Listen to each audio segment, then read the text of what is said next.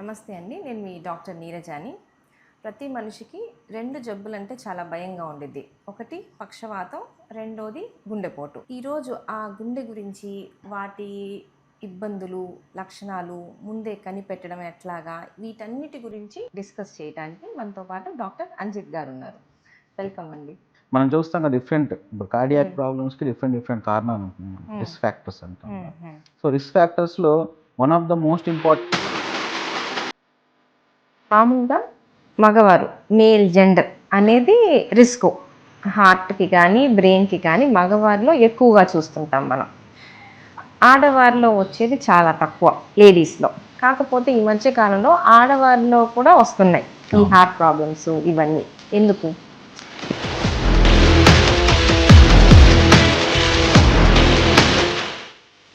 So even అంటే కొన్ని bypass చేయలేని కొంతమంది ఉంటారు, నాకు బైపాస్ వద్దు. మొన్న ఒక పేషెంట్ ఉన్నాడు, తను దుబాయ్లో జాబ్ చేస్తున్నాడు, 25 lakhs శాలరీ అని. బైపాస్ చేస్తే లైఫ్ శాలరీ జాబ్ పోతుంది, తీసేస్తారు. సో ఏం చేయాలి? ఇప్పుడు ఏ మనిషికైనా గుండెపోటు, గుండె ప్రాబ్లమ్స్ రావచ్చా అనేది మనం 5 ఏళ్ల ముందో 10 ఏళ్ల ముందో కనిపెట్టే అవకాశం ఉందా?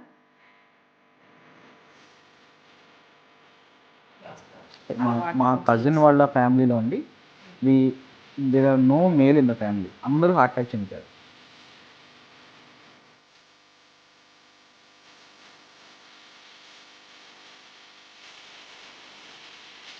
డాక్టర్ అంజిత్ గారు గుంటూరులో గత 10 yearsగా ప్రాక్టీస్ చేస్తున్నారు.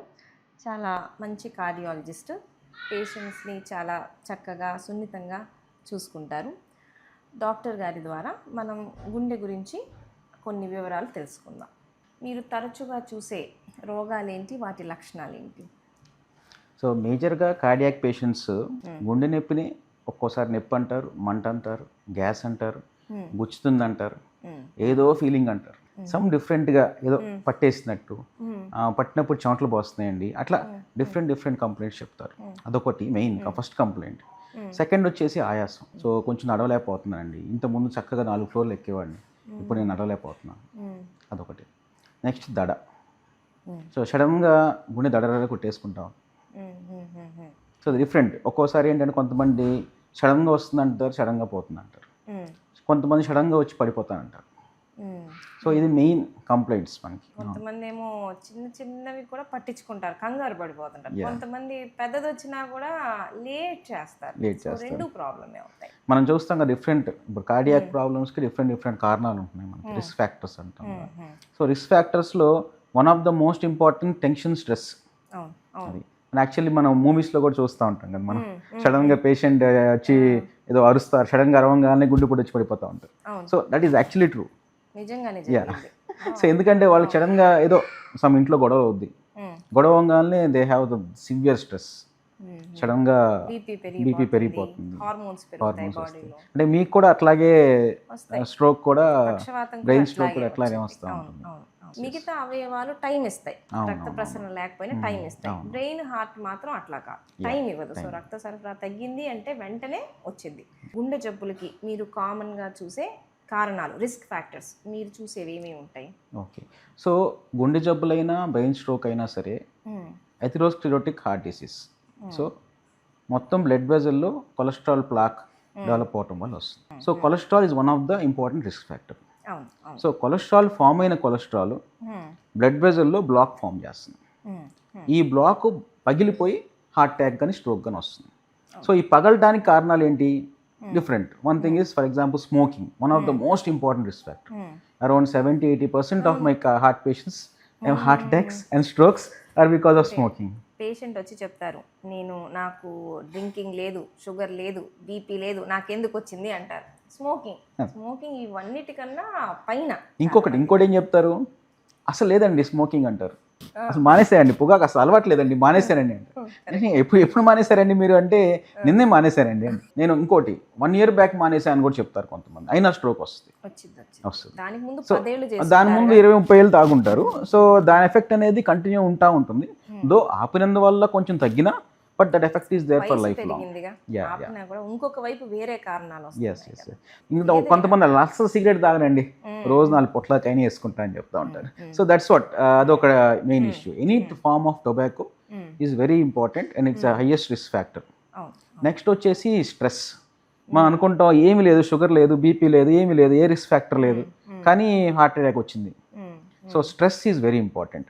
మాకు చెప్పాడంటే 50 తర్వాత హార్ట్ అటాక్ వస్తుంది, ఫీమేల్స్లో హార్ట్ అటాక్ రాదు అని చెప్పేవాళ్ళు ఇంతకుముందు. కానీ ఇప్పుడు చూస్తుంటే మనకి 20-25 ఇయర్స్కి హార్ట్ అటాక్ వచ్చేస్తుంది. సో వాళ్ళకి ఏంటంటే stress is the mori important factor. Stress కి కార్టిసాల్ ఇవన్నీ రిలీజ్ అవుతాయి, హై కార్టిసాల్ రిలీజ్ వస్తుంది, వాటి వల్ల బాడీలో వచ్చే చేంజెస్ అన్హెల్తీ చేంజెస్ వస్తూ ఉంటాయి. ఇంకోటి ఏంటంటే ల్యాక్ ఆఫ్ స్లీప్. అంటే ఇంతకుముందు యంగర్ జనరేషన్ ఏంటంటే 6-7 తర్వాత నుంచి 9 అయింది. మాకైతే మేము 9 o'clock పడుకున్నాం. ఇప్పుడు 11-12 పడుకుంటున్నారు అందరూ. అసలు 9 o'clock పడుకునే వాళ్ళు ఎవరు ఉండట్లే అసలు. సో స్లీప్ డిప్రెషన్ ఉండటం వల్ల స్ట్రెస్ లెవెల్స్, కార్టిసాల్ లెవెల్స్ బాగా పెరుగుతున్నాయి. స్మోకింగ్ ఎంత పెద్ద రిస్క్ ఫ్యాక్టరో ఇది కూడా almost equivalent risk factor. So other thing అందరికి మనకు తెలిసింది డయాబెటీస్ ఒకటి. డయాబెటీస్ కంట్రోల్ డయాబెటీస్ వేరు, అన్కంట్రోల్ డయాబెటీస్ వేరు. కరెక్ట్గా షుగర్ కంట్రోల్ ఉంది, కొలెస్ట్రాల్ కంట్రోల్ ఉందంటే జనరల్గా డయాబెటిక్ వాళ్ళు పెద్ద ఇబ్బంది ఉండదు. బట్ ఏమవుతుందంటే మనకి రికగ్నైజ్ చేయడమే లేట్ అవుతుంది. పేషెంట్లు వచ్చి నాకు హార్ట్ అటాక్ వచ్చి నాకు షుగర్ వచ్చింది అంటారు, హార్ట్ అటాక్ వచ్చి నాకు బీపీ వచ్చింది అంటారు. Actually they have sugar before only. ఎప్పటి నుంచో ఒక 5-6 సంవత్సరాలు షుగర్ ఉంది, వాళ్ళు చెకప్ ఎప్పుడు చేయించుకోవాలి. ఇప్పుడు హార్ట్ అటాక్ వచ్చినప్పుడు మనం చెక్ చేసాం కాబట్టి దీనివల్ల వచ్చింది అంటారు మళ్ళీ. అంటే ఈ రోజు మనకి హార్ట్ అటాక్ వచ్చిందంటే దానికి పునాది పడి కొంతకాలం అయ్యింది. ఇంకోటి మోస్ట్ ఇంపార్టెంట్ ఏంటంటే జెనెటిక్ ఫ్యాక్టర్, అది కూడా genes. Okay, family history. So ఫ్యామిలీలో అమ్మగారికి, నాన్నగారికి, మేనత్తలకి, మేనమామలకి, whatever family, brothers, sisters, వాళ్ళకి ఎవరికైనా హార్ట్ అటాక్ ఉందా, చిన్న వయసులో లెస్ దాన్ 40-50 ఇయర్స్లో హార్ట్ అటాక్ వచ్చిందా, సడన్ కార్డియాక్ డెత్ ఏమైనా ఉందా, సడన్గా చనిపోయారు ఎవరైనా ఫ్యామిలీలో, ఎవరైనా కావచ్చు, ఇట్ కెన్ బి మేనమామలు వాళ్ళైనా కావచ్చు. బట్ దేర్ ఈజ్ ఒక జీన్ ఉందా, ఒక రిస్క్ ఫ్యాక్టర్ ఉందా అనేది మనం అందరిని అడుగుతూ ఉంటాం జనరల్గా. ఎందుకంటే ఆల్వేస్ ఉంటే అదొక రిస్క్ ఫ్యాక్టర్, మనం ఇంకా జాగ్రత్తగా ఉంటాం, ఇంకా మనం బెటర్ కంట్రోల్లోకి వెళ్తాం. డయాబెటీస్ వచ్చింది అంటే హార్ట్ ప్రాబ్లం వచ్చినట్టే. ఫర్ ఎగ్జాంపుల్ బ్లాక్ ఉంది, 99% అయితే హార్ట్ అటాక్ వస్తుంది, మూసుకుపోయింది, 100% క్లోజ్ అయిపోయింది. ఆ 10% అనేది ఎప్పుడో స్టార్ట్ అయింది. సో డయాబెటిక్ పేషెంట్స్కి ఆ 10% 20 అవటం, 30 అవటం, 40 అవటం చాలా ఫాస్ట్గా ఉంటుంది. సో ఇంకోటి ఏంటంటే డయాబెటీస్ రాగానే అందరికీ మనం స్టాటిన్ స్టార్ట్ చేస్తాం. అందరూ అంటారు నాకు కొలెస్ట్రాల్ లేదు, ఎందుకు కొలెస్ట్రాల్ బిల్ స్టార్ట్ చేశారంట. బట్ అక్కడ కొలెస్ట్రాల్ బిల్ స్టార్ట్ చేసింది కొలెస్ట్రాల్ కోసం కాదు. మనం ఏదైతే మనం హార్ట్లో బ్లాక్ ఫామ్ అవుతుందో దాన్ని రిగ్రెస్ చేయడం కోసం తగ్గించేస్తాం. షుగర్ ఉన్నప్పుడు కొలెస్ట్రాల్ బ్లడ్ లో లేకపోయినా కొన్నిసార్లు ఇవ్వాల్సిందే, తప్పదు, షుగర్ ఉన్నప్పుడు పెట్టాల్సిందే. ఇంకోటి బీపీ, లైట్ గా బీపీ స్టార్ట్ అవుతున్నప్పుడు షుగర్ ఉన్న వాళ్ళు తొందరగా పెట్టేస్తాం, ఎందుకంటే ఇవన్నీ వస్తాయని. కానీ చాలా మంది వెయిట్ చేస్తారు, ఇప్పుడేగా 140 వస్తుంది అని. అంటే అదొక మిస్కన్సెప్షన్ ఏంటంటే ఇప్పుడు ఒకసారి టాబ్లెట్ స్టార్ట్ చేసి జీవితాంతం వేసుకోవాలి. అదేంటంటే దానివల్ల 160 అయినా సరే అమ్మో ఇప్పుడు మొదలు పెడితే లైఫ్ అంతా వేసుకోవాలి. ఇక్కడ ఏంటంటే మొదలు పెట్టకపోతే you are destroying your kidneys, you are destroying your heart, you are destroying your brain. Once పోయింది రాదు ఇంకా. అదే చాలా మంది ఏంటంటే జీవితాంతం మింగాల్సి వచ్చింది కదా అంటే, జీవితంలో నాకు పక్షవాతం రాకుండా ఉండాలంటే జీవితాంతం మింగడంలో తప్పేం లేదు అసలు. సో ఒకసారి వచ్చిన తర్వాత మొత్తం అసలు ఏది మన చేతుల్లో ఉండదు, మన లైఫే మన చేతుల్లో ఉండదు. సో అట్లాంటప్పుడు ఎవరైనా డాక్టర్ గారు ఇది మీరు షుగర్కి, బీపీకి, కొలెస్ట్రాల్కి ఈ 3-4 రకాలు మీరు మింగాల్సిందే అంటే, ఇది నన్ను గుండెపోటు, పక్షవాతాల నుంచి కాపాడిద్ది అంటే కళ్ళు మూసుకొని మింగడంలో తప్పే లేదు. Main control important. పేషెంట్ అంతా షుగర్ కంట్రోల్లో ఉండాలి, కొలెస్ట్రాల్ కంట్రోల్లో ఉండాలి, అంత లైఫ్ స్టైల్ మేనేజ్మెంట్ కూడా చాలా ఇంపార్టెంట్. మనంతట మనం జాగ్రత్తలు తీసుకోవాలి, అవసరమైతే టాబ్లెట్లు మింగాలి. నేను తిండి మానేశాను, టాబ్లెట్లు మానేస్తానంటే అట్లా కుదరదు. సో మేము చూసేది ఏంటి అంటే యాక్చువల్లీ షుగర్ కన్నా కూడా బీపీఏ ఎక్కువ సార్లు పక్షవాతానికి దారితీస్తుంది. నిన్న మనకు చూశాను, 30 ఏళ్ళకి తలలో బ్లీడింగ్ అయింది. వాళ్ళకి ఆల్రెడీ 4-5 నెలల క్రితమే తెలుసు బీపీ ఉందని చెప్పి. సో ఇప్పుడు ఏంటంటే పెద్ద బ్లీడింగ్ అయింది. ఇప్పుడు నేను బీపీ కంట్రోల్ చేశా, కానీ డ్యామేజ్ జరిగింది కదా. అదేదో 6 నెలల క్రితమే మొదలు పెట్టుంటే 30 ఏళ్ళ వాళ్ళకి అంత భయం ఉండదు. ఇప్పుడు 60 ఏళ్ళ వాళ్ళని మొదలు పెట్టండి అంటే యాక్చువల్లీ బాగా మొదలు పెడతారు. అంటే మన ఎంబీబీఎస్ టైం నుంచి ద ప్రజెంట్ టైంకి సినారియో చాలా చేంజ్ అయిపోయింది. ఎంబీబీఎస్ టైం ఏంటంటే అప్పుడు ఆ టైంలో అంత బీపీ అంటే పెద్దవాళ్ళకే వస్తుందనే కన్సెప్షన్లో ఉంటాము. ఇప్పుడు ఏంటంటే యంగర్ జనరేషన్లో కూడా బీపీ కామన్ అయిపోయింది. మీ ఫాదర్కి 50 ఇయర్స్కి బీపీ వస్తే నీకు 40 ఇయర్స్కి వస్తుంది. ఇప్పుడు మీ ఫాదర్కి 50 ఇయర్స్ హార్ట్ అటాక్ వచ్చింది అని అనుకోండి, ఫ్యామిలీ హిస్టరీ ఉండుంటే ఫ్యామిలీ హిస్టరీ మనకి ఇంకో 10 ఇయర్స్ ముందే ఉంటుంది. ఎందుకంటే our lifestyle is different, our diet has changed, our work, మనం ఎట్లా వర్క్ చేస్తున్నాము, మన స్ట్రెస్ లెవెల్స్, మన హిస్టరీ అంతా మొత్తం వాళ్ళకన్నా చాలా డిఫరెంట్గా ఉంది. ఆయనకి 50కి హార్ట్ అటాక్ వచ్చిందంటే ఆయన బాడీలో మార్పులు 40లోనే స్టార్ట్ అయింది. అయ్యాయి. అవును, సో మనకి ఇంకొంచెం ముందు నుంచి మన ట్రీట్మెంట్ కూడా ముందే స్టార్ట్ చేసుకుంటాం. మీరు రొటీన్ చెకప్స్ అసలు ఏమీ లేదనుకోండి ఫ్యామిలీలో, రొటీన్గా ఎప్పటి నుంచి చెక్ చేసుకోవాలి, ఏ ఏజ్? ఏమీ లేకపోతే జనరల్గా 40 ఇయర్స్ నుంచి రొటీన్గా ఎవ్రీ ఇయర్ చెకప్ చేసుకుంటాం. ఈ చెకప్లో ఏం చేస్తామంటే ముందు సిమ్టమ్స్ అడుగుతాం, పేషెంట్స్కి ఏమైనా సిమ్టమ్స్ ఉన్నాయా, ఎన్ని ఫ్లోర్లు ఎక్కగలుగుతున్నారు, మీరు హ్యాపీగా మీరు 3 floors 4 floors ఎక్కుతారా, అది అట్లా వాళ్ళు ఎక్కగలుగుతున్నారు, ఆ ప్రాబ్లం లేకపోతే మనం రొటీన్ చెకప్స్ అని చేసుకొని కొలెస్ట్రాల్ లెవెల్స్ చేసుకొని మనం అనుకుంటాం లైక్ పేషెంట్ సన్నగా ఫిట్గా ఉన్నాడు, ఈ పేషెంట్కి అట్లానే ఉండదు కన్సెప్షన్. సన్నగా ఫిట్గా కనిపించినా he's cholesterol maybe 400s and he will be, మనం ఒకసారి మనం చూసుకుంటే వాళ్ళకి 4-5 బ్లాక్లు కూడా ఉంటాయి ఒక్కోసారి. సో ఆ పర్సన్కి జెనెటిక్ ప్రాబ్లమ్స్ ఉంటాయి, ఫ్యామిలీ హిస్టరీ ఉంటుంది, స్ట్రెస్ ఉంటుంది, ఫైనాన్షియల్ స్ట్రెస్ ఉంటుంది, మెంటల్ స్ట్రెస్ ఉంటుంది, అన్ని రకాల స్ట్రెస్లు ఉంటాయి. కాబట్టి మనం ఏదైనా మనం you can't tell that patient చూడంగానే మనం చెప్తానికి. సో అందుకని మనం బ్లడ్ ఇన్వెస్టిగేషన్స్ చేసుకొని మనం ట్రెడ్మిల్ ఎకో ట్రెడ్మిల్ అవి చేసుకొని ఎవ్రీ ఇయర్ మనం చెక్ చేసుకుంటాం. ఇప్పుడు కొత్తగా సిటీ కాల్షియం స్కోర్ అని చేస్తున్నాము. సిటీ కాల్షియం స్కోర్ జనరల్గా 0 అంటే there is no risk for the next 5 years. So మన సిటీ కాల్షియం స్కోర్ స్టార్ట్ అయింది అంటే +10 ఉన్నా 20 ఉన్నా there is some risk. So అప్పుడు మనం మిగతా రిస్క్ ఫ్యాక్టర్స్ అసెస్ చేసుకొని then we'll start the cholesterol tablets. 300 కన్నా ఎక్కువ ఉంటే CT calcium score it goes under more higher risk. So మన రిస్క్ కేటగిరీ మారిపోతుంది. సో మైల్డ్ రిస్క్లో ఉండేవాళ్ళు మోడరేట్ రిస్క్ వెళ్ళిపోతారు, హై రిస్క్ వెళ్ళిపోతారు. సో డయాబెటీస్ ఉన్నా లేకపోయినా, హిస్టరీ ఏం లేకపోయినా సరే, if CT calcium score is high then we need to start some medications. So cholesterol base చేసుకొని సిటీ కాల్షియం స్కోర్, టీఎంటీ అయిన చూసుకొని దాన్ని బట్టి we can go ahead and start treatment early. So మనం ఏంటంటే ఒక 10 years ముందే మనం కనిపెట్టేసి ట్రీట్మెంట్ స్టార్ట్ చేసేస్తున్నాం ఇప్పుడు. That's how we're able to prevent many people. ఇప్పుడు ఈ రిస్క్ ఫ్యాక్టర్స్ అంటే రోగం రావడానికి కారణాల్లో ఇప్పుడు గురక, నైట్ టైం స్నోరింగ్, అది చాలా అండర్ ఎస్టిమేట్ చేస్తారు అందరూ. ఈ obstructive sleep apnoea, what we call medical obstructive sleep apnoea, అంటే నిద్రపోయేప్పుడు మన గొంతులో నాలుగు కానీ వెనక్కి పడిపోయి సడన్గా బ్రీతింగ్ ఆగిపోయి కాసేపు బ్రీతింగ్ ఉండదు, మనకు తెలియదు, నిద్రపోతూ ఉంటాం, బ్రీతింగ్ ఆగిపోద్ది, ఆక్సిజన్ తగ్గిపోద్ది, హార్ట్కి బ్రెయిన్కి ఆక్సిజన్ తగ్గిపోద్ది, 1 second హార్ట్ అట్లా ఆగిపోద్ది, సడన్గా ఒక ప్యానిక్ అటాక్ వస్తుంది, నిద్రలో లెగుస్తాం అంటే కాసేపు ఆగిపోయింది, కాసేపు గురక వచ్చేది, కాసేపు ఆగిపోతుంది, సడన్గా లెగుస్తాం. సో అక్కడ ఏంటంటే కాసేపు బ్రెయిన్కి హార్ట్కి ఆక్సిజన్ వెళ్ళట్లా, ఒక ఫ్యూ సెకండ్స్ ఒక్కోసారి హార్ట్ కూడా ఆగిపోతుంది. సో దాన్ని అండర్ ఎస్టిమేట్ చేయకూడదు, ఎస్పెషల్లీ కొంచెం ఎక్కువ ఒబీస్గా ఉండే వాళ్ళకి, వెయిట్ ఉండే వాళ్ళకి, గొంతు కొంచెం పెద్దగా ఉంటుంది, అది మనం ఎట్లా రికగ్నైజ్ చేసుకోవాలంటే వాళ్ళు నైట్ ఏమో గురక వస్తుంది, మార్నింగ్ ఏమో కూర్చొని నిద్రపోతూ ఉంటారు.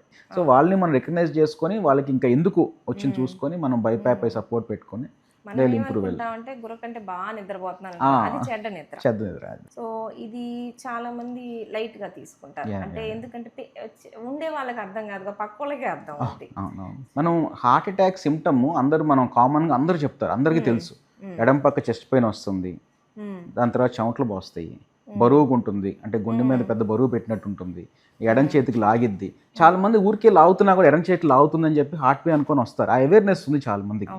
కానీ ఇప్పుడు మేము చూస్తుంది ఏంటంటే ప్రాక్టీస్లో ఈ సిమ్టమ్స్ ఓన్లీ 20% మందికే వస్తాయి, 80% are coming with something non specific. అంటే అది క్లాసిక్ చెస్ట్ పెయిన్ లా చెప్పట్లేదు, మంటగా ఉంటుందండి, తేపులు వస్తుంది, అసలు కూర్చొని తేపుతూ ఉంటారు, ఏంటి స్టెమీ, కాసేపట్లో పడిపోయి చనిపోయేవాళ్ళు తేపుతూ ఉంటే నా గ్యాస్ ఏనండి ఇదిగోని తేపు వస్తుంది అంటారు. సో అసలు ఎగ్జాంపుల్ అసలు ఎందుకు జనరల్గా మా హాస్పిటల్ ఏసీ చేస్తూ ఉంటారు ఒక ఆయన. సో తను సన్నగా వెరీ ఫిట్ పర్సన్, ఊరికి అన్ని ఫ్లోర్లు నడిచిక్తూ ఉంటారు, వెరీ ఫిట్ పర్సన్. జస్ట్ ఒక 1 hour నుంచి గ్యాస్ అని వచ్చారు, కూర్చొన్నారు, తేపుతా ఉన్నారు, జస్ట్ కొలాప్స్ ఓపీడీ అంతే. సిపిఆర్ చేసుకొని తీసుకెళ్ళి యాంజియోగ్రామ్ చేస్తే మెయిన్ బ్లడ్ వెజల్ క్లోజ్ అయిపోయింది. లక్కీలీ హాస్పిటల్లో పడిపోయాడు కాబట్టి షాక్ ఇచ్చి మేము వీటీ చేస్తే షాక్ ఇచ్చి మేము తీసుకెళ్ళి వెంటనే స్టెంట్ వేసి we could save him immediately. But అందరికి ఆ సినారియో రావట్లేదు కదా, సెలబ్రిటీస్ అందరూ సడన్గా చనిపోతున్నారు. So that is because of sudden heart attacks, unrecognised sudden heart attacks. అవి మనం మిస్ అవ్వకూడదు. అసలు మనకి సిపిఆర్ ట్రైనింగ్ కూడా అంత బాగా లేదు మన కంట్రీలో. సిపిఆర్ గురించి యాక్చువల్లీ స్కూల్ పిల్లల్లోనే నేర్పించాలి. కానీ మన దగ్గర ఓన్లీ డాక్టర్స్ చేస్తారు, కానీ అంబులెన్స్ లో చేస్తారు. మిగతా వాళ్ళకి అంత అవేర్నెస్ చేస్తున్నాం. లెవెల్లోనే స్టార్ట్ చేస్తే మంచిది సిపిఆర్ నేర్పించడం. కొంతమంది ఏమో డినయల్ మోడ్లో ఉంటున్నారు. నాకెందుకు వచ్చింది, అసలు నాకెందుకు వస్తుంది, నేను ఇంత ఫిట్గా ఉంటాను, నేను అవి చేస్తాను. నేను రోజు ఇప్పుడు ఇంకో పేషెంట్ వచ్చారు నిన్న, హార్ట్ అటాక్. 3 days అయింది హార్ట్ అటాక్ వచ్చి. 3 days నుంచి అంత తన ఊర్లో సేవ చేస్తున్నారు, ఏదో క్యాంటీన్ నడుపుతున్నారు, అంత ఏదో ఊరిలో ఏదో పెళ్ళికెళ్ళి వచ్చాడు ఆయన.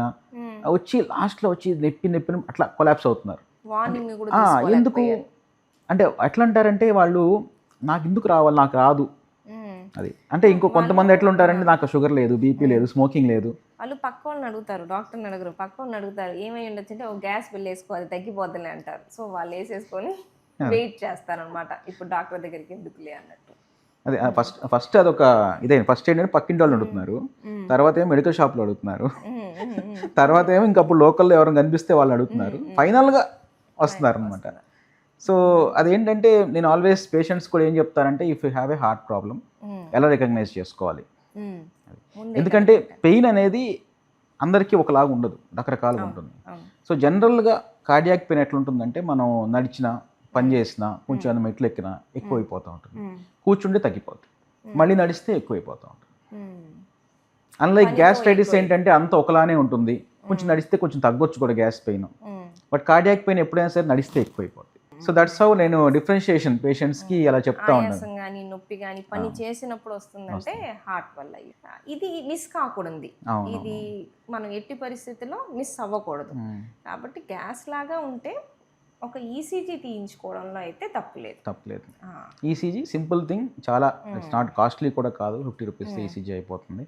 సో నవ్వు దానికోసం మనం కొంచెం, నేను జనరల్గా అడ్వైజ్ చేసేది ఏంటంటే, మనం గ్యాస్ అనుకున్నాం, ట్యాబ్లెట్ వేసాం, తగ్గలేదు, హాఫ్ అన్ అవర్ ఇంకో తగ్గలేదు, when go and take in ECG first. ఇప్పుడు రాత్రిపూట లేచి ఆయాస పడుతున్నారంటే అది ఇంకొక రీజన్ ఉండేది కదా హార్ట్ ప్రాబ్లమ్స్ కి. అవునవునవును, అది హార్ట్ ఫెయిల్యూర్స్లో వస్తుంది. సో హార్ట్ ఫెయిల్యూర్ అంటే ఏంటంటే, ఇప్పుడు మనకి హార్ట్ అటాక్ వచ్చినాయి, మల్టిపుల్ బ్లాక్స్ ఉన్నాయి, హార్ట్ అంతా డ్యామేజ్ అయిపోయింది, అప్పుడు హార్ట్ ఇట్లా ఉబ్బిపోద్ది, రౌండ్గా ఉబ్బిపోయి దాని పంపింగ్ కెపాసిటీ తగ్గిపోద్ది. సో నార్మల్గా 65-70% నార్మల్ పంపింగ్ కెపాసిటీ అంటాం, అది 20%కి 30%కి పడిపోద్ది. సో హార్ట్ ఏం చేస్తుంది, ఫర్ ఎగ్జాంపుల్ మనం రైట్ సైడ్ ఉన్న బ్యాడ్ బ్లడ్ని లెఫ్ట్ సైడ్కి పంప్ చేయాలి. ఆ పంపింగ్ కెపాసిటీ అనేది తగ్గిపోవటం వల్ల అది ఈ పక్కన అది కొట్టలేకపోతుంది, మోటార్ ఫెయిల్యూర్ లాగా. సో ఇక్కడ ఉన్న వాటర్ని అది కొట్టలేకపోతుంది హార్ట్. దానివల్ల ఏమవుతుందంటే కాళ్ళల్లో వాపులు రావటం, అవి పైకి వెళ్ళిపోయి కాళ్ళన్నీ వాసిపోయి లంగ్స్లో వాటర్ లంగ్స్లో వాటర్ వచ్చిందంటే ఇంకా ఆయాసం వస్తుంది. స్ట్రైట్గా పడుకుంటే అలా లగవాలి, పడుకోలేదు, నిద్ర పట్టరు వాళ్ళకి, ఎందుకంటే లంగ్స్ మొత్తం నీరు ఉంది. మామూలుగా అయితే హార్ట్ ఆ నీరు మొత్తాన్ని లెఫ్ట్ కొట్టేయాలి, పంప్ చేసేయాలి. ఈ పంప్ ఫెయిల్ అవటం వల్ల ఈ నీరంతా లంగ్స్లో ఉండిపోయి అసలు నిద్రపోకుండా ఇంకా కూర్చొని ఉంటారు నైట్ అంతా. అది ఇంకా మనం అంతే లే చేసామంటే దే వెంటిలేటర్ చేస్తారు. నేను పేషెంట్స్కి ఎలా చెప్తానంటే, ఇప్పుడు ఫర్ ఎగ్జాంపుల్ మనకి పొలానికి కాలం వెళ్తుంది, ఆ కాలువని మనం మూసేసాం, మూసేసినప్పుడు ఏమవుతుందంటే చివరున్న పంట ఎండిపోవటం స్టార్ట్ అవుతుంది. ఒక 1 week లోపల మనం తెరిచేసాం అనుకోండి, సో మొత్తం మళ్ళీ వాడిపోయిన పంట అంతా మొత్తం పెరుగుతుంది. అదే కనుక 1 month తర్వాత తెరిచాం అనుకోండి, అంతా ఎండిపోయింది, అప్పటికల్లా మొత్తం అయిపోద్ది. మీరు ఒక కాలం తిరగటం కాదు, 10 కాలం వేసినా ఉపయోగం లేదు. ఇక్కడ ఏంటంటే మనకి అక్కడ రోజులు అయితే ఇక్కడ గంటల్లో ఉంటుంది మాకు, అంటే మీకైతే ఇంకా తక్కువ ఉంటుంది, 3 hours సెకండ్స్, మీకు సెకండ్స్, బ్రెయిన్కి అయితే సెకండ్స్, హార్ట్కి అయితే అట్లీస్ట్ ఒక టైం ఇస్తుంది, ఒక 12 hours నుంచి 20 hours దాకా టైం ఇస్తుంది. సో ఆ లోపల మొత్తం డ్యామేజ్ అయిపోతుంది. సో డ్యామేజ్ ముందే మనం ఓపెన్ చేసుకుంటే మనకి బెనిఫిట్ ఉంటుంది. సో అవ్వకపోతే ఏమవుద్ది, మనం ఓపెన్ చేయకపోతే హార్ట్ అంతా డ్యామేజ్ అయిపోయి ఆ ఏరియా మొత్తం డెడ్ అయిపోయి ఫెయిల్ అయిపోతుంది హార్ట్, మళ్ళీ కొత్తది పుట్టదు. Once dead is dead, gone is gone. So irreversible permanent damage అయిపోతుంది అన్నమాట. సో అప్పుడు మనకి హార్ట్ ఫెయిల్ అయిపోయి హార్ట్ ఫెయిల్యూర్ వస్తుంది. ఇప్పుడు గుండెపోటు, పక్షవాతం ఈ రెండు తీసుకుంటే ఏది ఎక్కువ ప్రమాదకరం? ఇది మన ఇద్దరి మధ్యలో ఫైట్ లాగా అవుతుంది అప్పుడు. సో అంటే నా ఉద్దేశం ప్రకారం హార్ట్ అటాకే మోస్ట్ ప్రమాదకరం. కానీ if you take for patient సైడ్లో నుంచి వస్తే బ్రెయిన్ స్ట్రోకే ప్రమాదం. అవును అవును అది హార్ట్ అటాక్ అంటే ఓకే యూ చనిపోతారు, బతుకుతారు, అది ఏదైనా సరే ఆ రోజులో అయిపోయింది, తేలిపోయింది, మనకి డిసిషన్ వచ్చేసింది మనకి. కానీ బ్రెయిన్ స్ట్రోక్ అలా ఉండదు. బ్రెయిన్ స్ట్రోక్ ఏంటంటే ఒకసారి వచ్చిందంటే నువ్వు బతినంతకాలం ఇంక దాన్ని నువ్వు అనుభవించాల్సి. అదే పెద్ద పక్షవాతం వచ్చి నీ చెయ్యే పడిపోయింది అనుకో, నువ్వు మంచం మీద పడతావు, నీ పని నువ్వు చేసుకోలేవు. రేపటి నుంచి నీ లైఫ్ నీది కాదు, ఇంకొకరు నీకు చేసి పెట్టాలి, ఒకళ్ళ మీద ఆధారపడే బ్రతుకు. సో అది జరగకూడదు. సో నువ్వు హార్ట్ అటాక్, గుండెపోటు, పేషెంట్ పాయింట్ ఆఫ్ వ్యూలో హార్ట్ అటాక్ కన్నా పక్షవాతమే డేంజరస్. పేషెంట్కే కాదు, వాళ్ళ చూసుకునే వాళ్ళకి కూడా. అది ఎందుకంటే హార్ట్ అటాక్ ఏంటంటే మొత్తం సఫర్ అవుతారు. బ్రెయిన్ స్ట్రోక్ వస్తే లైఫ్ మొత్తం వాళ్ళ ఫ్యామిలీ మొత్తం చేంజ్ అయిపోతుంది. వీల్ చైర్ మీద పేషెంట్ని తీసుకొస్తారు కదా, వాళ్ళు మనకి చూడటానికి ఏమో వీక్గా ఉంటారు. వాళ్ళ వయసు వాళ్ళు చెప్తుంటారు, ఒకప్పుడు ఇట్లా చేసేవాళ్ళండి, ఒకప్పుడు ఇట్లా ఉండేవాళ్ళని ఫోటోలు కూడా తీసి చూపిస్తారనమాట. సో రోజు లేపాలి, స్నానం చేయించాలి, క్లీన్ చేయాలి, ఫుడ్ పెట్టాలి, అంతా ఇంకా బేబీని చూసుకోవాలి. ఇక్కడేమో హార్ట్ బ్లడ్ వెజల్లో బ్లాక్ అయింది, అక్కడేమో బ్రెయిన్ బ్లడ్ వెజల్లో బ్లాక్ అయింది. అవును అవును. సో ఒకటే మెకానిజం కాబట్టి ట్రీట్మెంట్ కూడా ఒకటే. ఇప్పుడు మనం థ్రాంబోలైజ్ చేస్తాం, స్టెంట్ వేస్తాం, బ్రెయిన్లో కూడా స్టెంట్ వేస్తాం, బ్రెయిన్లో కూడా థ్రాంబోలైజ్, రక్తం గడ్డ కరిగించే ఇంజెక్షన్ కూడా ఇస్తాం బ్రెయిన్కి కూడా. కాకపోతే ఏంటంటే బ్రెయిన్కి చాలా ఫాస్ట్గా ఇవ్వాలి, హార్ట్కి ఏమో 12 hours నుంచి 15 hours టైం ఉంటుంది, బ్రెయిన్కి 4 hours ఇవ్వాల్సి వస్తుంది మనం టైం. అంత టైం ఉండదు బ్రెయిన్కి ఇవ్వదు టైం. ఇప్పుడు పక్షవాతం వచ్చిన ప్రతి ఒక్కరికి మేము హార్ట్ చెకప్ చేయిస్తాం. ఎందుకంటే ఇక్కడ ఒక రక్తనాళం మూతపడింది అంటే ఖచ్చితంగా హార్ట్లో, పాదాల్లో, అన్ని చోట్ల ఈ రోగం మొదలైందనే. సో మనం హార్ట్ని లేట్ చేయలేం కాబట్టి పక్షవాతం వచ్చిన ప్రతి పేషెంట్కి గుండె చెకప్ చేయిస్తాం. ఇంకొక కారణం కూడా ఉంది. ఎందుకు అంటే కొన్నిసార్లు హార్ట్ నుంచి క్లాట్ బ్రెయిన్కి వెళ్ళిద్ది, అంటే రోగం గుండెలో ఉంది, కార్డియో ఎంబాలిక్ స్ట్రోక్ అంటాము. సో అదేంటంటే హార్ట్ వీక్ అయిపోయి, ఇందాక హార్ట్ వీక్ అయిపోయి హార్ట్ ఫెయిల్ అవుతున్నాను కదా, హార్ట్ వీక్ అయినప్పుడు ఏమవుతుందంటే అది స్లోగా కంట్రాక్ట్ అవుతుంది. నార్మల్గా పంపింగ్ ఇట్లా పంపేటప్పుడు మనకి కంట్రాక్ట్ అయినప్పుడు బ్లడ్ ఫ్లో స్పీడ్గా బ్రిస్క్గా ఉంటుంది.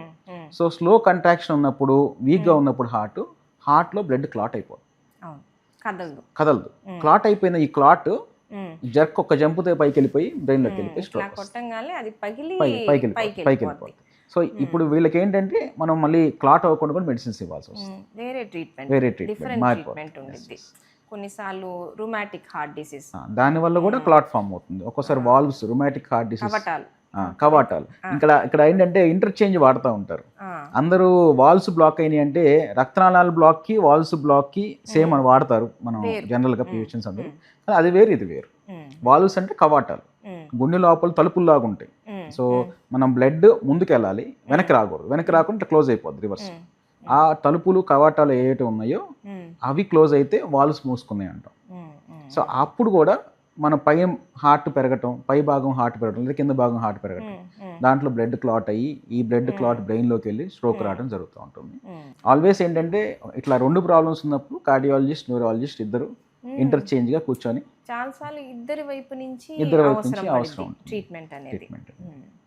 ఇప్పుడు గుండె దడతో మీ దగ్గర వస్తుంటారు కదా, గుండె దడ అనేది చాలా వరకు మనం కంగారు పడ్డా, భయపడ్డా కూడా వచ్చింది. కొన్నిసార్లు హార్ట్ ప్రాబ్లమ్స్ ఉన్నా కూడా గుండె దడ వచ్చింది. సో వీటి రెండింటి మధ్య మనం ఎట్లా కనిపెట్టాలి తేడా? ఇప్పుడు గుండె దడ అరౌండ్ 70-80% నాకు వచ్చే పేషెంట్స్లో మాత్రం మీరు చెప్పినట్టు టెన్షన్ వల్ల, యాంగ్జైటీ వల్ల, స్ట్రెస్ వల్ల, ఎస్పెషల్లీ ఫీమేల్స్లో వస్తూ ఉంటుంది. అది కామన్ దడ. అదేంటంటే నార్మల్ హార్ట్ బీట్ నార్మల్గా 60-70 కొట్టుకోవాల్సింది 100-120 కొట్టుకుంటూ ఉంటుంది. అది పెద్ద ప్రమాదం ఏంది కాదు. మెడిసిన్స్ వాడితే కొంచెం హార్ట్ రేట్ తగ్గించే మెడిసిన్స్, కొంచెం స్ట్రెస్ రిలీఫ్ అంటే తగ్గిపోతుంది. ఇది కాకుండా రెండో టైప్ ఆఫ్ దడ ఉంది, ఇది కొంచెం డేంజరస్. కొన్ని రకాలు ఏంటంటే they can suddenly kill the patient. ఒక బాగా హై రిస్క్ దడలు ఉంటాయి, అది వెంట్రికులర్ టెకికార్డియా అంటాం. కానీ అది జనరల్గా పోస్ట్ హార్ట్ అటాక్ పేషెంట్స్కి, హార్ట్లో స్కార్స్ ఉన్న పేషెంట్స్, కొన్ని రేర్ కార్డియోమైపోతే పేషెంట్స్కి వస్తూ ఉంటుంది.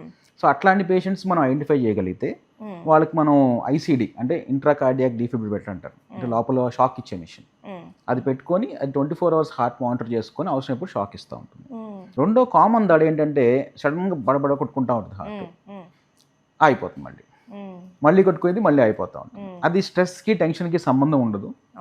జనరల్ కొంచెం ఏమైనా ఫీవర్ వచ్చినప్పుడు వస్తూ ఉంటుంది అప్పుడప్పుడు. అదేంటంటే ఏవిఎన్ఆర్టీ అంటాం. అదేంటంటే షార్ట్ సర్క్యూట్. హార్ట్లో ఇప్పుడు ఎట్లయితే మన వైరింగ్ ఇంట్లో ఉంటుందో అట్లానే హార్ట్లో కూడా వైర్లు ఉంటాయి. సో మనం పైన ఎంత దడ కొట్టుకోవాలి అని ఒక వైర్లో కండక్షన్ సిస్టమ్ వెళ్తూ ఉంటుంది హార్ట్లో. ఈ డిఫెక్ట్లో దాంట్లో ఏమైనా షార్ట్ సర్క్యూట్ బై బర్త్ కొంతమందికి ఉంటుంది కాబట్టి అదేమన్నా షార్ట్ సర్క్యూట్లో తిరుగుతూ ఉంటుంది అది. అప్పుడు మనం ఏం చేస్తామంటే ఈపీ స్టడీ అని ఒక స్టడీ చేసుకొని దాన్ని అక్కడ కట్ చేసి రిమూవ్ చేసుకుంటాం. సో మేము కూడా మా దగ్గర కూడా వస్తారు, దడ వచ్చిన ప్రతిసారి మేము డాక్టర్ దగ్గరికి వెళ్ళామని ఏం లేదని చెప్తున్నారు అని. చాలాసార్లు స్ట్రెస్ పానిక్ అటాక్స్ అని ఉంటాయి. అది రాగానే గట్టిగా కొట్టుకుంటా ఉండిద్ది, సేమ్ హార్ట్ అటాక్ వచ్చినట్టే ఫీల్ అవుతారు. వచ్చిన ప్రతిసారి పరిగెడతారనమాట. సో అది ఎక్స్ట్రీమ్ స్ట్రెస్లో ఉన్న వాళ్ళలో చూస్తాం. మీరు చెప్పినట్టే ఒక వయసు 20 to 40 ఉండే లేడీస్లో ఎక్కువగా చూస్తాం, ఎందుకంటే వాళ్ళే కదా ఎక్కువ స్ట్రెస్ లోన్ అయ్యేది. కొన్నిసార్లు కొన్ని పక్షవాతాలు కూడా చూస్తాం. ఇప్పుడు ఏఎఫ్ అంటాం, హార్ట్ కొట్టుకోవడం సరిగ్గా లేకపోతే పక్షవాతాలు రావచ్చు. ఈ ఏట్రిల్ ఫిబ్రిలేషన్లో ఏమవుతుందంటే పై భాగం ఏమో 300-400 కొట్టుకుంటూ ఉంటుంది రేట్, కింద భాగం వచ్చేసి 100లో కొట్టుకుంటూ ఉంటుంది. సో ఇప్పుడు జనరల్గా మనం హార్ట్ పంపింగ్ అనేది ఇట్లా కొట్టుకుంటూ ఉంటుంది. So once you increase speed 100-300 ఇట్లా కలుగుతాం. పంపు ముందుకు వెళ్తుంది, పంపు అసలు జస్ట్ ఊరికి ఇట్లా షేక్ అవుతూ ఉంటుంది అంతే కదా. మనం స్పీడ్ అయ్యే కొద్ది ఇట్లా ఇట్లా కొట్టుకోవాల్సిన హార్ట్ దాన్ని ఇట్లా జస్ట్ ఇట్లా కలుగుతూ ఉంటుంది. దానివల్ల అక్కడ సేమ్ బ్లడ్ క్లాట్ అయిపోయి ఆ క్లాట్ మళ్ళీ పైకి వెళ్ళిపోయి. సో అప్పుడు మేము చెప్తాం, ఒకసారి గుండె డాక్టర్ చూడాలండి, ఇదేదో నాకు గుండె నుంచి వస్తున్నట్టుంది అంటే ఈసీజీ బాగుందన్నారండి అని చెప్తారు. అక్కడ కావాల్సింది ఏంటంటే లాంగ్ రికార్డ్, కొన్నిసార్లు 72 గంటలు కూడా పట్టుకోకపోవచ్చు. సో దీంతో పాటు కొంతమంది మా దగ్గరకు వస్తారు, పడిపోయాము అని స్పృహ తప్పి. పడిపోవటానికి ముందు చీకటి అనిపించింది, చెమట్లు వచ్చాయి, కింద పడిపోయామని. దీనికి కారణం 90% హార్టే అయింది. సో మాకేంటంటే మూర్ఛ లక్షణాలు ఉన్నాయా లేదా చూసుకుంటాం, కానీ మూర్ఛలాగా లేదు, ముందే తెలుస్తుంది, కళ్ళు తిరుగుతున్నట్టు అనిపించి పడిపోయారు అంటే అప్పుడు హార్ట్కి సంబంధించింది అయ్యి ఉండొచ్చు అని వాళ్ళు చెప్తారు. నా హార్ట్ బాగానే ఉంది, మొన్న మధ్య చూయించుకున్నా ఏమీ లేదు అన్నారు అని. అది మామూలు చెకప్లు తెలియదు. ఒకసారి ఆ సిమ్టమ్ ఉందంటేనే మనం దాని గురించి చెకప్ చేస్తాం. సో ఇప్పుడు ఒకసారి ఈసీ తీస్తాం, అది నార్మల్గానే ఉంటుంది, ఇప్పుడు బాగుంటుంది. సో ఎప్పుడో మేబీ ఒక 3-4 డేస్కి ఒకసారి మధ్యలో ఒక 3 seconds గ్యాప్ వస్తుంది హార్ట్. అంటే 3 seconds అంటే ఈ బీట్కి ఆ బీట్కి మధ్య 3 seconds అంటే ఇంకా బ్రెయిన్ సప్లై పడిపోతుంది. ఇంకోటి ఏంటంటే ఒక్కోసారి హైపాక్సియా అంటే బ్రెయిన్కి బ్లడ్ సప్లై తగ్గటం వల్ల దీంట్లో వాళ్ళకి ఫిట్స్ కూడా వస్తాయి. అవును, వాళ్ళు ఫిట్స్ అనుకుని ట్రీట్మెంట్ ఇస్తూనే ఉంటారు, అది తగ్గదు ఎన్ని మెడిసిన్స్ ఇచ్చినా కూడా. ఈజీస్ నార్మల్గానే ఉంటాయి, బ్రెయిన్ అయింది నార్మల్గానే ఉంటాయి, బట్ ఏంటంటే ఫిట్స్ కూడా వస్తాయి వాళ్ళకి ఒక్కోసారి. అక్కడ మనం కన్ఫ్యూజ్ అవుతాం బాగా. బట్ హోల్డర్ బాగా హెల్ప్ అవుతుంది మనకి. ఎక్కడైతే మనకు ఒకసారి 3 seconds పాజ్ వచ్చింది అంటే ఒక హార్ట్ బీట్ మధ్యలో 3 seconds పాజ్ వచ్చింది అనగానే, సో మనకి ఇది బికాజ్ ఆఫ్ ఈ కళ్ళు తిరిగి పడిపోవటం హార్ట్ వల్లే అని మనం గ్యారంటీగా చెప్పొచ్చు. నేను ఒక అబ్బాయిని చూసాను, హైదరాబాద్ నుంచి వచ్చాయన్నమాట. వాడికి మూర్ఛ వ్యాధి అనే ట్రీట్మెంట్ ఉంది. వాళ్ళ ఫాదర్ని అడిగితే ఇప్పటికి 4-5 సార్లు పడ్డారు, ప్రతిసారి పరిగెట్టిన తర్వాత పడిపోయి ఫిట్స్ వస్తున్నాయి, పరిగెట్టాకే. సో మూర్ఛ వ్యాధి అనేది నిద్రలో రావచ్చు, ఎట్లాగైనా రావచ్చు, కానీ పరిగెట్టాకే ఎందుకు వస్తుందని హార్ట్ డాక్టర్ని చూడమంటే అప్పుడు చెప్పారు ఆయన, హార్ట్కి అవుట్ఫ్లో ఉండిద్ది కదా, దాంట్లో అది సన్నబడిపోయింది. సో అతను ఎగ్జర్ట్ చేసినప్పుడు, కష్టపడ్డప్పుడు, ఫిజికల్గా కష్టపడ్డప్పుడల్లా పంపింగ్ సరిపోవట్లా, అవుట్ఫ్లో ట్రాక్ట్ అబ్స్ట్రక్షన్. సో మనం అది కనిపెట్టలేదు అంటే ఏదో ఒక రోజు పడ్డప్పుడు పెద్ద డేంజరే కదా. ఆల్వేస్ అండి, మోస్ట్ ఆఫ్ ద ఇప్పుడు మనకు వచ్చే పేషెంట్స్లో 90% అనేది సింపుల్గానే ఉంటున్నాయి మనకి. సో ఒక టాబ్లెట్ ఇస్తాం, ట్రీట్మెంట్ ఇస్తాం, తగ్గిపోద్ది. ఎప్పుడైతే తగ్గలేదు అంటే we need to search for something else. ఇంకేమైనా ఉందా కొత్తది, ఇంకేమన్నా మనం మిస్ అవుతున్నామా, సో ఏమన్నా కార్డియాక్ ఉందా, కార్డియాక్ నుంచి ఏమైనా వస్తుందా. మేము కూడా కూర్చొని ఇంకా అన్ని ఫైల్స్ తీసుకొని A to Z ఇప్పుడు దాకా ఏం టెస్టులు చేసాం, ఏం చేయాలి ఇంకా చూసుకొని we will find something out. ఒకసారి మన డీటెయిల్గా మనం చూసుకొని అది మనకు తెలియాలి. జనరల్గా పేషెంట్స్ ఏం చేస్తారంటే మనకి చెప్పరు.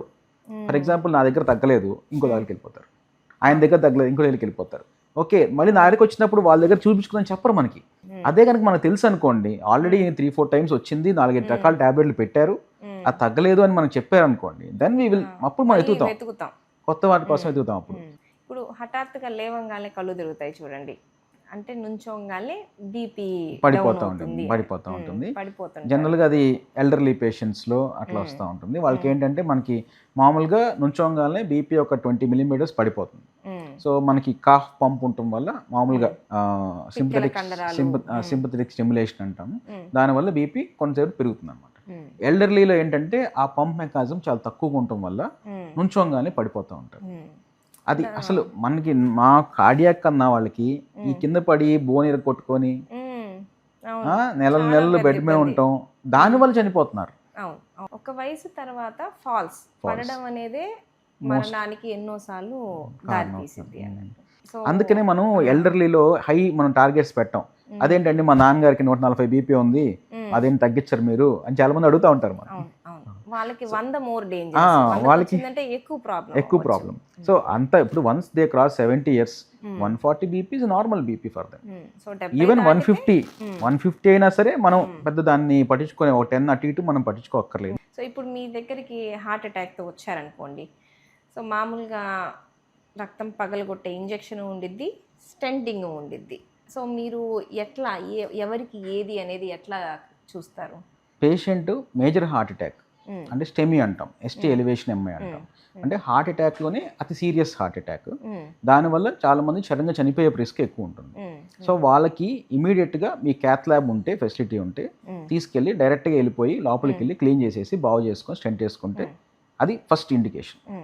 ఎప్పుడైతే మన క్యాత్ ల్యాబ్ లేదో ఫెసిలిటీ, ఫర్ ఎగ్జాంపుల్ బాపట్లలో ఉన్నారు, చీరాల్లో ఉన్నారు, అక్కడ క్యాత్ ల్యాబ్ లేదు అనుకోండి, ఆ ఏరియాలో పెద్ద ఊర్లో చిన్న ఊర్లో క్యాత్ ల్యాబ్ లేదు, అప్పుడు ఏం చేస్తామంటే ఇంజెక్షన్ ఇస్తాం, థ్రాంబోలైస్ ఇంజెక్షన్ ఇస్తాం. దాంట్లో కొన్ని రకాలు ఉంటాయి, మల్టిపుల్ రకాలు ఉంటాయి, కొన్ని ఏమో కొంచెం కాస్ట్లీ ఉంటాయి. అదేంటంటే ఒక ఇంజెక్షన్ ఇస్తే సరిపోతుంది, కొన్ని ఏమో ఇన్ఫ్యూజన్ లా పెట్టాల్సి వస్తుంది, 30 minutes పెట్టాల్సి వస్తుంది. సో దీంట్లో మనకి క్లాట్ కరిగే అవకాశం 30% ఉంటుంది, 30 to 40% ఉంటుంది. వెన్ ఆప్షన్ లేనప్పుడు మనం ఇంజెక్షన్ ఇస్తాం, ఆప్షన్ ఉంటే first go for stenting. So second ఏంటంటే ఇప్పుడు లేటెస్ట్ ఏంటంటే ఫెసిలిటేటెడ్ స్టెంటింగ్, అంటే ఫస్ట్ ఇంజెక్షన్ ఇచ్చేస్తాం. పేషెంట్ మనం ఇంటి దగ్గర ఎక్కడ కనిపించాడు, chest pain heart attack diagnose చేసాం, అక్కడ క్యాత్ ల్యాబ్ లేదు, అక్కడ ఇంజెక్షన్ ఇచ్చి అంబులెన్స్ తీసుకొచ్చేస్తాం క్యాత్ ల్యాబ్కి. అప్పుడు మనం యాన్యువల్ చేసి చూస్తాం, ఇంజెక్షన్ కరిగిపోయింది అనుకోండి, is lucky, good, no stent. కరలేదు అనుకోండి, అప్పుడే స్టెంట్ చేసుకుంటాం. మరి కొంతమందిలో బైపాస్కి తీసుకుంటారు కదా వాళ్ళు. అది ఎప్పుడు ఏంటంటే ఇప్పుడు మల్టిపుల్ బ్లాక్స్ ఉన్నాయి, సో 1, 2, 3, 4 మల్టిపుల్ బ్లాక్స్ ఉన్నాయి. సో అప్పుడు మనం స్టెంటింగ్ కన్నా బైపాస్ బెటర్. రెండోది అంటే లెఫ్ట్ మెయిన్ అంటాం.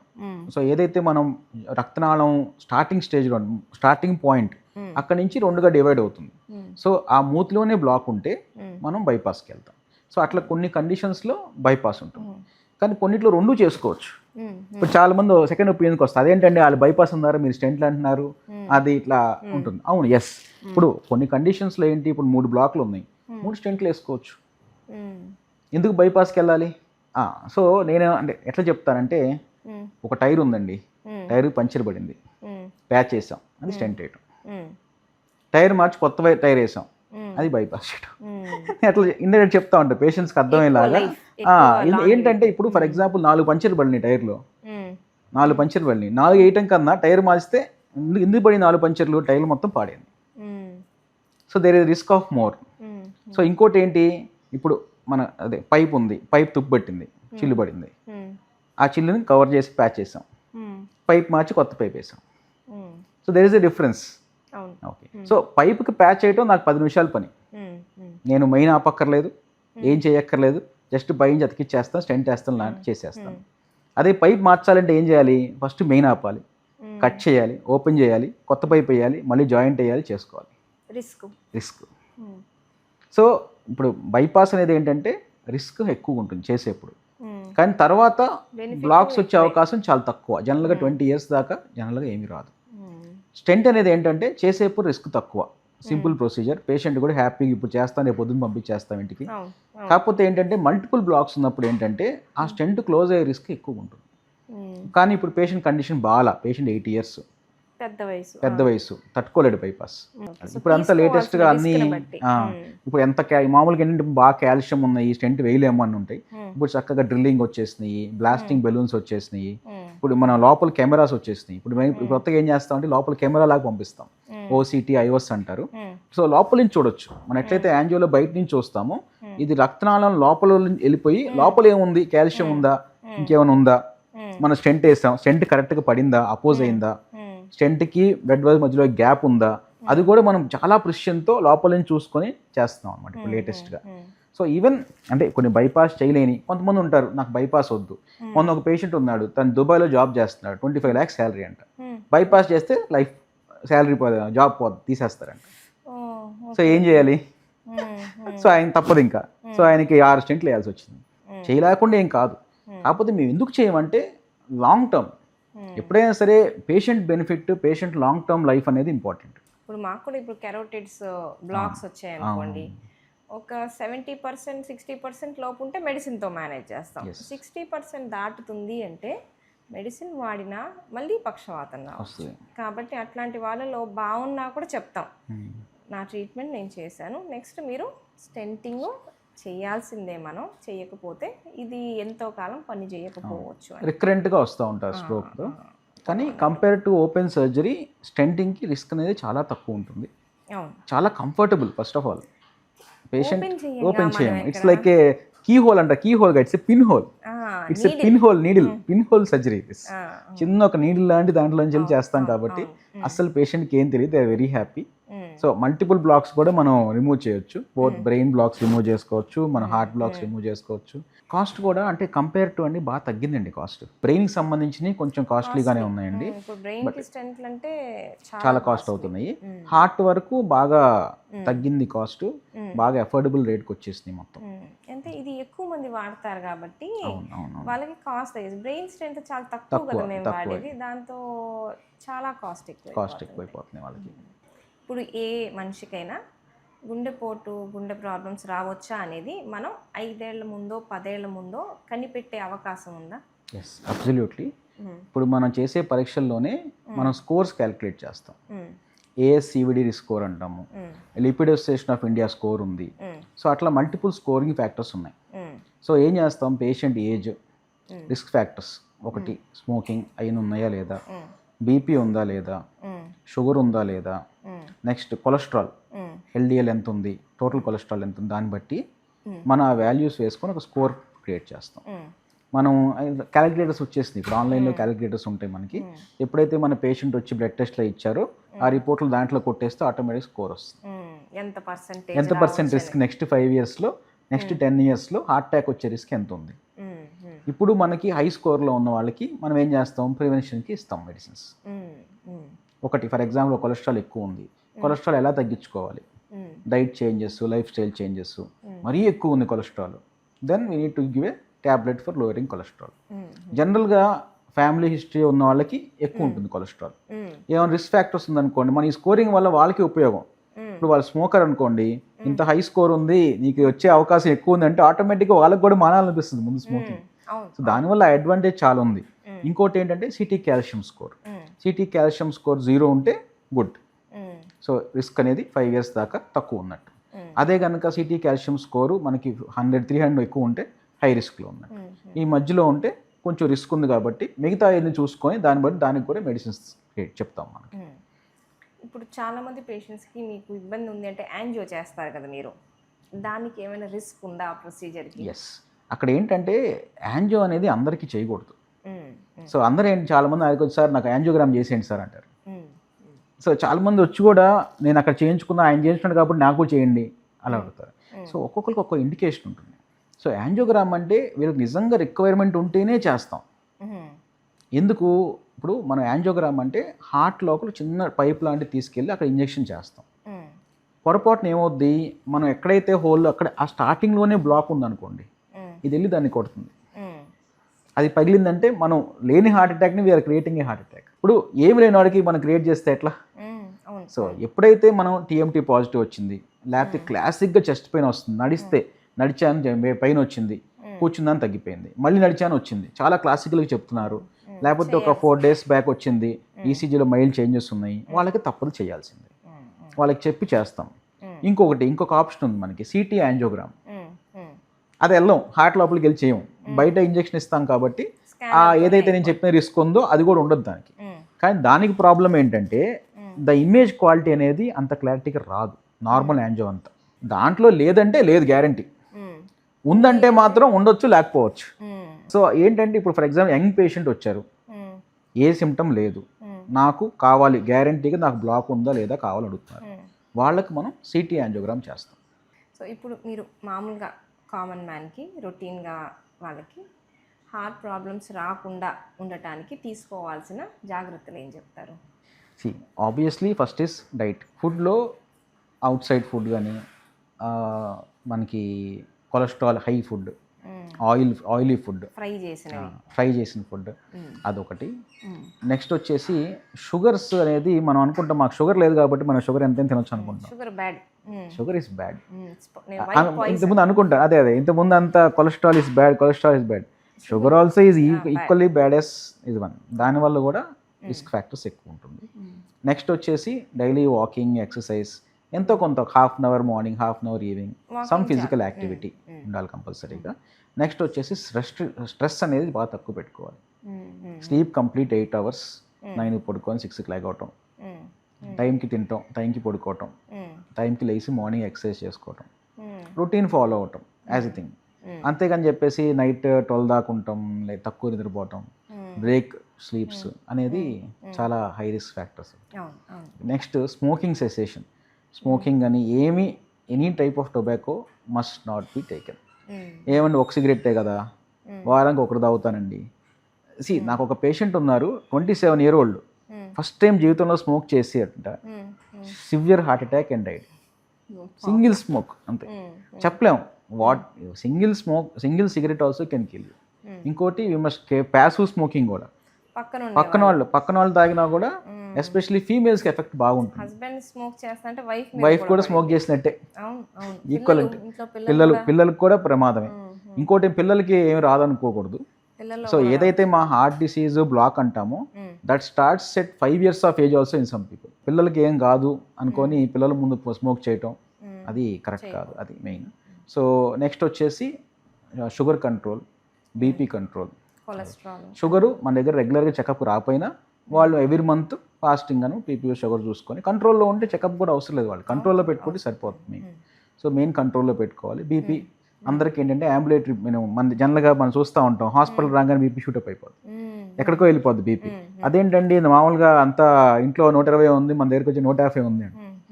Hospital tension, white coat hypertension అంటాం. డాక్టర్ చూడంగానే భయం. అంటే మిమ్మల్ని నన్ను చూస్తే రావదులే కానీ కొంతమంది డాక్టర్ చూస్తే మాత్రం భయపడతారు. సో బీపీ బాగా పెరిగిపోతూ ఉంటుంది. సో వాళ్ళకి ఏం చెప్తామంటే మీకు మార్నింగ్ లెగవగానే ఫాస్టింగ్లో చక్కగా ఒకసారి బీపీ చూసుకోండి, పడుకోయే ముందు బీపీ చూసుకోండి, రికార్డ్ చేసుకొని పెట్టండి, రికార్డ్ తీసుకొని రండి హాస్పిటల్కి అని చెప్తాం. సో అప్పుడు మనకి ఎగ్జాక్ట్ వాళ్ళ బీపీ ఎట్లుందో కూడా మనం మానిటర్ చేసుకోవచ్చు. ఈ బీపీ మానిటరింగ్, బీపీ కంట్రోల్ కూడా చాలా ఇంపార్టెంట్. సో మీ ప్రకారం ఏ వయసు నుంచి మనం స్టార్ట్ చేసుకోవాలి, చెక్ చేసుకోవడం గుండె జబ్బులు వచ్చే అవకాశం ఉంది అనేది? మనకి ఏ ఏజ్ నుంచి మనం ఆ జాగ్రత్త తీసుకోవాలి? అంటే మనకి ఏమి ఫ్యామిలీ హిస్టరీ లేదు, రిస్క్ ఫ్యాక్టర్స్ లేవు, స్మోకింగ్ లేదంటే 40 years లేదు, ఫ్యామిలీలో యంగ్ ఏజ్లోనే హార్ట్ అటాక్స్ ఉన్నాయంటే 25 years నుంచి స్టార్ట్ చేస్తాం.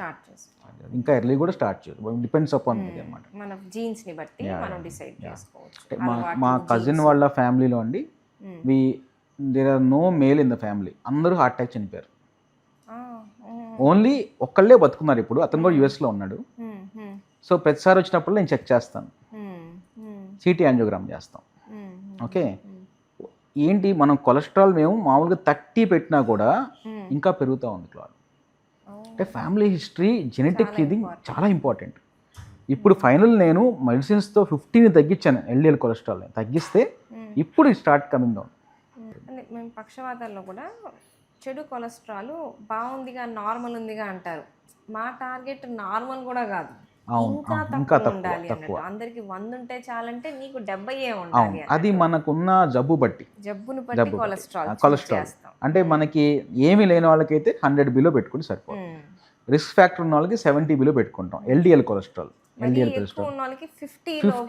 50. ఇప్పుడు హార్ట్ అటాక్ వచ్చింది వాళ్ళకి ఈ టార్గెట్ 50. ఇప్పుడు మనం 50 పెట్టినా మళ్ళీ కొంతమంది హార్ట్ అటాక్ వస్తుంది, వాళ్ళకి మనం 30 దగ్గర టార్గెట్ చేస్తున్నాం. ఎంత తక్కువ ఉంటే, ఇంతకుముందు ఏంటంటే అంత తక్కువ పెట్టలేదు. ఇప్పుడు లేటెస్ట్ గైడ్ లైన్స్ ప్రకారం ఏంటంటే 30 వచ్చినా కూడా మరి ఇబ్బంది ఏమి ఉండదు, కొలెస్ట్రాల్ తక్కువ ఉన్న ఇబ్బంది లేదు, కానీ ఎక్కువ ఉండకూడదు. మామూలుగా మగవారు మేల్ జెండర్ అనేది రిస్క్ హార్ట్కి కానీ బ్రెయిన్కి కానీ మగవారిలో ఎక్కువగా చూస్తుంటాం మనం. ఆడవారిలో వచ్చేది చాలా తక్కువ లేడీస్లో. కాకపోతే ఈ మధ్య కాలంలో ఆడవారిలో కూడా వస్తున్నాయి ఈ హార్ట్ ప్రాబ్లమ్స్ ఇవన్నీ. ఎందుకు? సో క్లాసిక్ ఏంటంటే ఫీమేల్స్లో రాదు అనేది ఒక కన్సెప్షన్. అవును, అవును. కానీ ఎస్పెషలీ మనం పోస్ట్ కోవిడ్ సినారియో మారిపోయింది. ఉమ్, ఉమ్, అందరు ఈక్వల్ అయిపోయారు. ఈవెన్ మెన్స్ట్రేటింగ్ ఫీమేల్స్లో కూడా um, they are getting heart attacks. Um, um, so దానికి కూడా ఒకటి దే ఆర్ టెలింగ్ అబౌట్, అది ఇంకా ప్రూవెన్ కాదు. ఉమ్, కోవిడ్ అనేది ఇట్స్ ఎ పాండమిక్ వచ్చేసి ఉమ్, అందరు జెనెటిక్స్లో కొంచెం చేంజ్ చేసింది, కొంచెం క్లాటింగ్ ఫ్యాక్టర్ పెంచింది అని అన్న ఒక ఉంది. కానీ బట్ అది ఇంకా ప్రూవెన్ ఏం కాదు. మన ఇంకోటి ఏంటంటే మన కమ్యూనిటీస్లో, అంటే మన ఇండియన్ కమ్యూనిటీలో ఉమ్, ఎందుకయ్యా అబ్బాయి హాస్పిటల్ తీసుకెళ్ళాలి, అబ్బాయి పనిలో ఉన్నాడు, అవును. అబ్బాయి కష్టంగా ఉంది తీసుకెళ్ళడానికి, ఉమ్, ఉమ్, లేకపోతే మా ఆయన కొంచెం బాగాలేదు, ఆయనకే బాగాలేదు నన్ను ఏం తీసుకెళ్తారు ఉమ్, అని చెప్పి ఫీమేల్స్ ఎంత ప్రాబ్లం ఉంది తట్టుకుంటున్నారు కానీ బయటికి చెప్పట్లేదు. ఉమ్, ఉమ్, సో ఒకసారి మనకి వైఫ్ కానీ ఉమ్, ఒక అమ్మ కానీ ఏమన్నా నాకు ప్రాబ్లం అని చెప్పారు అంటే ఉమ్, అది ఇంకా 10 times ఎక్కువ ఉన్నట్టు. అవును.